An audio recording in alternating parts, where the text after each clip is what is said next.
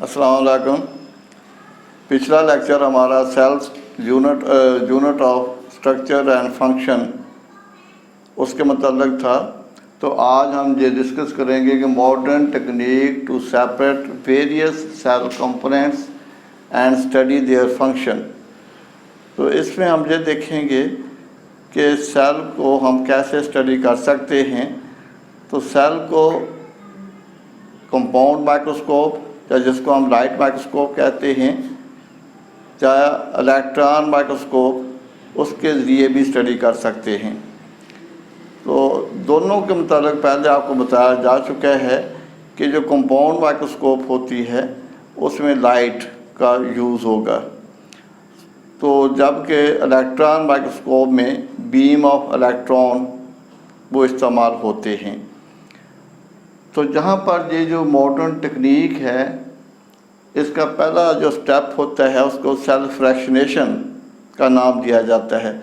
और cell fractionation से मुराद क्या है? तो सेल फ्रैक्शनेशन से मुराद ये है कि ये मेथड इस्तेमाल किया जाता है टू सेपरेट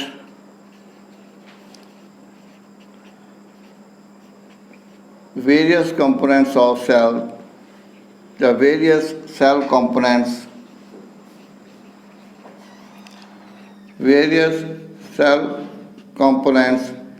including organelles,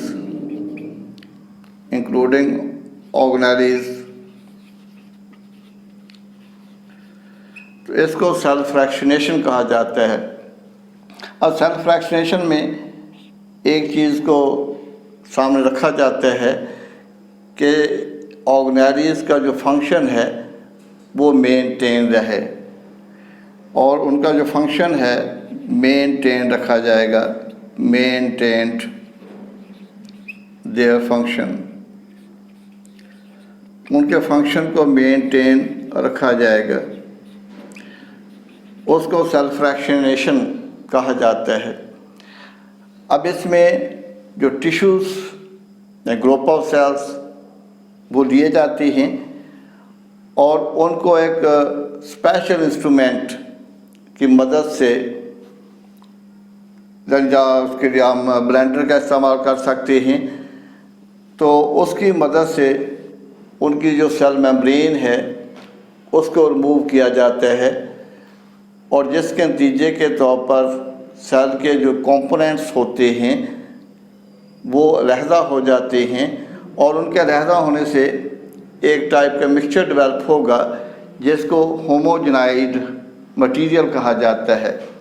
तो जहाँ पर होमोजेनाइड मटेरियल, या जिसको हम जहाँ पर लिखा भी है डिसरप्टेड सेल्स और होमोजेनाइड मटेरियल, जो मेंशन भी किया गया है, इस तरह से जो माइटोकॉन्ड्रिया हैं, न्यूक्लियाई हैं, गोल्गी बॉडीज़ हैं, एंडोप्लाज्मिक रेटिकुलम है, सेल के जितने भी कंपोनेंट्स होते हैं वो अलहदा हो जाते हैं, और जब वो एक दूसरे से अलहदा हो जाएंगे और एक होमोजेनाइड मटेरियल डेवलप हो जाएगा डिसरप्टेड सेल या टूटे हुए सेल्स का।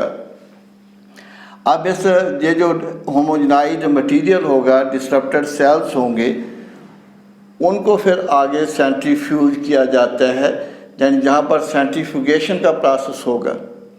अब जो सेंट्रीफ्यूगेशन का प्रोसेस होता है उसमें सेल के मुख्तलिफ पार्ट्स साइज़ के लिहाज से, वेट के लिहाज से, और इसका जो मीडियम होता है सेंट्रीफ्यूज मशीन का, उसकी वजह से ये मुख्तलिफ लेयर्स में सेपरेट आउट हो जाएंगे कि जिसका वेट ज़्यादा होगा उसकी देर नीचे बन जाएगी, जिसका वेट कम होगा उसकी देर ऊपर डेवलप हो जाएगी।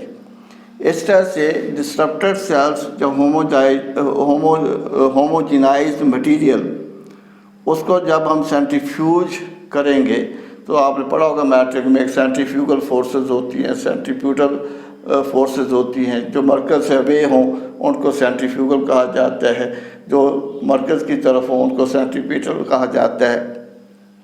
तो सेंट्रीफ्यूगल फोर्सेस की वजह से जहाँ पे एक ऐसी फोर्स डेवलप हो जाती है जो फोर्स ऑफ ग्रेविटी से ज़्यादा होती है, जिसकी वजह से सेल के मुख्तलिफ पार्ट्स जो हैं वो अलहदा हो जाते हैं, उनकी लेयर्स डेवलप हो जाती हैं। तो जैसे अगर हम ये जहाँ पर देखेंगे, जब हम सेंट्रीफ्यूज मशीन, पहले तो इसका पता होना चाहिए ये क्या होती है। ये एक आम मशीन है, ये जो लेबॉर्ट्रीज होती हैं जहाँ पर टेस्ट किए जाते हैं तो वहाँ पर या देखी जा सकती है। तो ये बड़ी तेज़ी के साथ स्पिन करेगी। तो जब इसको ऑन किया जाता है मीडियम स्पीड पर तो ये तेज़ी के साथ स्पिन करती है, और स्पिन करने की वजह से इसके अंदर ये जो मटेरियल है जिसको डिसरप्टेड सेल कहा जाता है, या होमोजेनाइज मटेरियल कहा जाता है, उसको उस मशीन में टेस्ट ट्यूब में रखा जाता है। तो जब ये स्पिन करती है तो स्पिन करने की वजह से इसके अंदर जितने भी मटेरियल्स होते हैं वो लेयर्स में अलहदा हो जाते हैं, सेपरेट आउट हो जाते हैं। कि सपोज करें कि न्यूक्लियस का वेट ज़्यादा है तो उसकी लेयर नीचे डेवलप हो जाएगी, और राइबोसोम का वेट कम होगा तो उसकी लेयर जो है वो ऊपर डेवलप हो जाएगी। इस तरह से सेल के जो वेरियस पार्ट्स हैं अपने वेट के लिहाज से, डेंसिटी के लिहाज से, साइज़ के लिहाज से अलहदा हो जाते हैं। अब जहाँ से अगर हम न्यूक्लियाई को स्टडी करना चाहते हैं तो उनको आइसोलेट करके स्टडी कर सकते हैं। अगर माइटोकॉन्ड्रिया को स्टडी करना चाहते हैं उनके स्ट्रक्चर फंक्शन को स्टडी किया जा सकता है। तो इस तरह से सेल के जो मुख्तलिफ पार्ट्स हैं उनका स्ट्रक्चर और फंक्शन हम स्टडी कर सकते हैं। लेकिन कुछ सेलुलर पार्ट्स ऐसे होती हैं जिनको दूसरे कंपोनेंट से सेपरेट करने के लिए हाई स्पीड की ज़रूरत होती है। तो उसके लिए फिर आम सेंट्रीफ्यूज मशीन इस्तेमाल नहीं होते, उसके लिए फिर एक उसको हम कहते हैं अल्ट्रा सेंट्रीफ्यूगेशन। अल्ट्रा सेंट्रीफ्यूगेशन कहा जाता है, अल्ट्रा सेंट्रीफ्यूगेशन। तो इसका इस्तेमाल होता है। अब ये जो अल्ट्रा सेंट्रीफ्यूगेशन मशीन होती है इसकी स्पीड बहुत ज़्यादा होती है। ये तकरीबन आप इस तरह से कह लें कि तकरीबन 1,50,000 राउंड पर मिनट, जैसे तकरीबन 1 मिनट में 1,50,000 चक्कर लगाएगी। RPM राउंड पर मिनट 1 मिनट में। तो इस तरह से सेल के वो पार्ट्स जिनको सेपरेट करने के लिए हाई स्पीड की ज़रूरत होती है उनके लिए फिर अल्ट्रा सेंट्रीफ्यूज मशीन उसका इस्तेमाल किया जाता है। तो ये है modern technology to study cell. तो जिसमें जो पहला स्टेप है वो सेल फ्रैक्शनेशन है, जिसमें टिश्यूज़ सेल्स उनको एक मखसूस इंस्ट्रूमेंट की मदद से, जैसे ब्लेंडर है, तो उनको यानी उनकी जो ब्रेक डाउन है वो की जाती है, जिसके नतीजे में उनकी सेल मेम्ब्रेन जो है वो सेपरेट हो जाएगी, अलहदा हो जाएगी, और उसके अंदर जितने भी कंपोनेंट्स हैं उनका एक मिक्सचर डेवलप हो जाएगा जिसको होमोजेनाइज मटेरियल कहा जाएगा। और जब वो डिसरप्टेड सेल होंगे उसको कहते हैं सेल फ्रैक्शनेशन। दूसरा स्टेप जहाँ पर होगा सेंट्रीफ्यूगेशन का होगा कि जिसमें सेंट्रीफ्यूज मशीन का इस्तेमाल किया जाता है, सेंट्रीफ्यूगल फोर्सेस का इस्तेमाल किया जाता है, और जिसमें फिर डेंसिटी ग्रेडियंट, डेंसिटी कसाफत को कहा जाता है, ग्रेडियंट फ़र्क को कहा जाता है, और ग्रेडियंट यानी कंसंट्रेशन में जो डिफरेंस होता है, इर्तिकास में जो फ़र्क होता है, तो डेंसिटी ग्रेडियंट सेंट्रीफ्यूगेशन उसको नाम दिया जाता है। तो जिसकी मदद से सेल के जो मुख्तलिफ कंपोनेंट्स हैं, उनके ऑर्गेनेल्स हैं, वो लेयर्स में अलहदा हो जाएंगे कि जिसका वेट ज़्यादा होगा उसकी लेयर नीचे बन जाएगी, जिसका वेट कम होगा उसके ऊपर लेयर डेवलप हो जाएगी। तो ये है एक मॉडर्न टेक्नोलॉजी जिसकी मदद से हम एक सेल के स्ट्रक्चर को, उसके फंक्शन को स्टडी कर सकते हैं। और इस तरह से सेल के 3 बेसिक कंपोनेंट्स हैं जो हम पहले भी स्टडी कर चुके हैं कि उसके 3 बेसिक कंपोनेंट्स हैं सेल के, तो उसमें एक तो आ जाते हैं कि cell membrane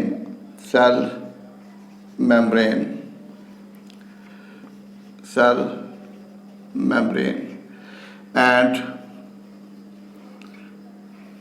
cell wall present only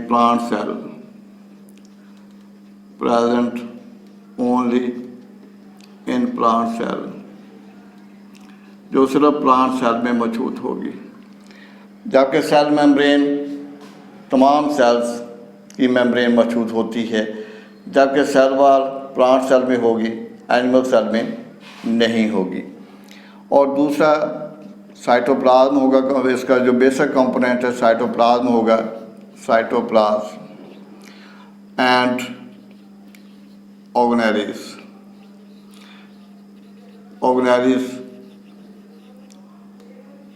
जैसे माइटोकॉन्ड्रिया है, राइबोसोम है, एंडोप्लाज्मिक रेटिकुलम है, गोल्गी बॉडीज हैं, उनको ऑर्गेनेलिस कहा जाता है।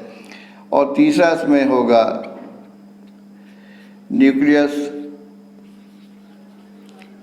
और न्यूक्लियर मटेरियल, या क्रोमाटिन मटेरियल कह लें, क्रोमाटिन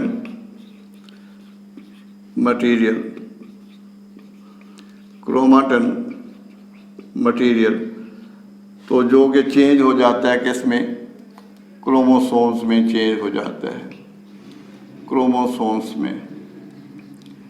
तो इस तरह से सेल के 3 बेसिक कंपोनेंट्स हैं, एक जो है सेल मेम्ब्रेन होगा, सेल मेम्ब्रेन, और एक साइटोप्लाज्म होगा, साइटोप्लाज्म, और एक जहाँ पर न्यूक्लियस होगा, न्यूक्लियस। तो ट्रेडिशनली जब हम क्लासिफिकेशन करते हैं तो 2 टाइप्स ऑफ ऑर्गेनिजम्स, एक को प्लांट कहा जाता है और एक को एनिमल कहा जाता है। लेकिन जब हम 5 किंगडम सिस्टम ऑफ क्लासिफिकेशन देखते हैं तो उसमें 5 किंगडम बनते हैं, लेकिन पहले सिर्फ 2 किंगडम थे, किंगडम प्लांटी और किंगडम एनिमेलिया। अब एक एनिमल सेल हो जाएगा और एक प्लांट सेल हो जाएगा। अगर हम एनिमल सेल को देखें तो उसमें सेल मेम्ब्रेन मौजूद होगी, सिर्फ सेल मेम्ब्रेन, और इसमें सेल वॉल नहीं होगी, नो सेल वॉल। इसको एनिमल सेल कहा जाता है, एनिमल सेल। जबकि दूसरा प्लांट सेल होगा, इस तरह से ये प्लांट सेल होगा। अब प्लांट सेल में जहाँ पर मेम्ब्रेन होगी, जिसको सेल मेम्ब्रेन कहा जाता है, सेल मेम्ब्रेन, और न्यूक्लियस जहाँ पर साइड पर होगा, जहाँ पर एक वैक्यूल होता है, जहाँ पर वैक्यूल होगा। और प्लांट सेल और एनिमल सेल में जो मेजर डिफरेंस होगा वो सेल वॉल का होगा, जहाँ पर सेल वॉल होगी, सेल वॉल। तो ये दोनों में मेजर डिफरेंस है, प्लांट सेल और एनिमल सेल में सेल वॉल का डिफरेंस होते हैं। प्लांट सेल, उसमें सेल वॉल मौजूद होगी, एडिशनल प्रोटेक्टिव लेयर होती है, जो कि एनिमल सेल में नहीं होगी। उसके बाद फिर 2 टाइप्स ऑफ सेल्स हैं। एक उनको हम कहते हैं प्रोकैरियोटिक सेल और एक उनको हम कहते हैं यूकैरियोटिक सेल।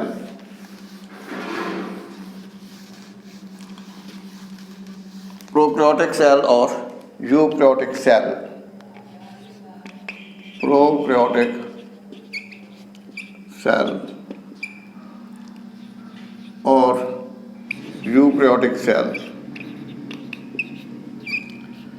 Eukaryotic cell. और दोनों में डिफरेंस ये होते हैं कि प्रो का जो मतलब होता है, प्रो का मतलब बिफोर होता है, बिफोर। और जहाँ पर कैरियन का लफ्ज़ है, कैरियन, इसका मतलब न्यूक्लियस होगा, न्यूक्लियस के न्यूक्लियस से पहले। और जहाँ पर जो यू का लफ्ज़ है, यू, इसका मतलब होता है ट्रू, और कैरी ऑन का मतलब न्यूक्लियस होगा, कैरी ऑन मीन न्यूक्लियस। तो प्रोकैरियोटिक सेल उस सेल को कहा जाता है जिसमें डिस्टिंक्ट न्यूक्लियस मौजूद नहीं होता, यानी जिसका chromatin material not bounded by nuclear membrane. मसलन जैसे बैक्टीरिया है, इस तरह से ये बैक्टीरिया है, तो इसमें बैक्टीरिया, तो ये इसका क्रोमेटिन मटेरियल होगा, और क्रोमेटिन मटेरियल के इर्द गिर्द न्यूक्लियर मेम्ब्रेन नहीं होगी। तो इसका जो क्रोमेटिन मटेरियल है ये साइटोप्लाज्म में सस्पेंडेड होगा। जबकि यूकैरियोटिक सेल एनिमल सेल है, जो प्लांट सेल है, तो इसमें जहाँ पर न्यूक्लियस मौजूद होगा, न्यूक्लियस विद न्यूक्लियर मेम्ब्रेन, यानी एक वेल डिफाइंड डिस्टिंक्ट न्यूक्लियस होगा, nucleus with nuclear membrane, nucleus with nuclear membrane. और जहाँ पर इसका क्रोमेटिन मटेरियल जहाँ पर मौजूद होगा, तो chromatin material not suspended in the cytoplasm, जो साइटोप्लाज्म में सस्पेंडेड नहीं होगा, मुअल्लक नहीं होगा, साइटोप्लाज्म से अलहदा होगा। क्यों? क्योंकि जहाँ पर न्यूक्लियस की मेम्ब्रेन मौजूद है, जिसको न्यूक्लियर मेम्ब्रेन कहा जाता है, और न्यूक्लियर मेम्ब्रेन क्रोमेटिन मटेरियल को साइटोप्लाज्म से सेपरेट करेगी, जबकि प्रोकैरियोटिक सेल में ऐसा नहीं होता। तो प्रोकैरियोटिक सेल में डिस्टिंक्ट न्यूक्लियस नहीं होता, यानी ऐसा न्यूक्लियस नहीं होता जिसके न्यूक्लियर मेम्ब्रेन मौजूद हो, जो उसके क्रोमेटिन मटेरियल को, उसके क्रोमोसोम को, उसके डीएनए को साइटोप्लाज्म से अलहदा करे। लेकिन जहाँ पर न्यूक्लियर मेम्ब्रेन मौजूद होगी जो सेपरेट करेगी। अब सेल जो होते हैं, ज़्यादातर जो सेल्स हैं वो माइक्रोस्कोपिक होते हैं, माइक्रोस्कोपिक, जिनको माइक्रोस्कोप से आप देख सकते हैं। देखिए कुछ ऐसे होते हैं जिनको नेकेड आई से देखा जा सकता है, और इसमें ऑस्ट्रिच है, ऑस्ट्रिच, शुतुरमुर्ग जिसको कहा जाता है, शुतुरमुर्ग। अब इसका जो एग है शुतुरमुर्ग यानी ऑस्ट्रिच एग, ये एक बड़ा सेल होगा जिसको नेकेड आई से देखा जा सकता है। और जो सेल होते हैं इसको माइक्रोमीटर में मेजर करते हैं, माइक्रोमीटर में इसको मेजर किया जाता है। और जो माइक्रोमीटर जो होता है 1 × 10⁻⁻⁶ ऑफ अ मीटर। तो ये माइक्रोमीटर यानी उसमें इसकी जो आप कह लें कि यूनिट है मेजरमेंट की, वो माइक्रोमीटर होती है। और माइक्रोमीटर जो 1 × 10⁻⁻⁶ ऑफ ए मीटर इसके बराबर होती है माइक्रोमीटर। तो जो सेल का साइज़ होता है ये वेरी करते हैं, सेल्स के साइज़, मुख्तलिफ सेल्स के साइज़ डिफरेंट होंगे। और जैसे आपने पहले ही पढ़ा है कि उनके फंक्शन भी मुख्तलिफ होते हैं और उनकी शेप भी मुख्तलिफ होती है, और स्ट्रक्चर के लिहाज से भी बहुत वेरी करते हैं। तो ये था आज का टॉपिक। कल इंशाअल्लाह हम सेल मेम्ब्रेन को स्टार्ट करेंगे, सेल मेम्ब्रेन को स्टडी किया जाएगा। अल्लाह हाफ़िज़।